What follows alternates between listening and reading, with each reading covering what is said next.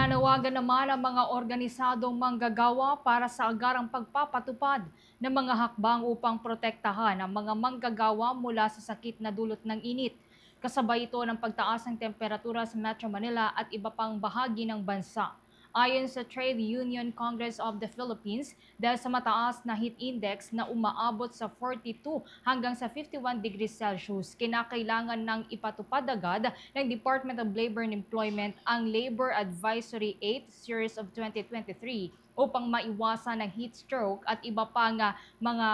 may kaugnayang sakit. Pinapayuhan din ng naturang abiso ang mga employer na magsagawa ng mga heat-related health risk assessments at magbigay ng sapat na inuming tubig at magpatupad ng mga heat stress prevention programs. Ayon naman sa Department of Health, may mga panganib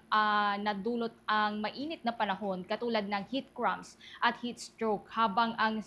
sinabi naman po ng State Weather Bureau na nagbabadya po ang heat index na pumalo hanggang sa 46 degrees Celsius. Hinihikayat din ng Trade Union Congress of the Philippines ang mga kumpanya na magbigay ng mga heat breaks, lalo na po sa mga outdoor workers, at magpatupad ng body system para masubaybayan ang kalusugan ng bawat isa.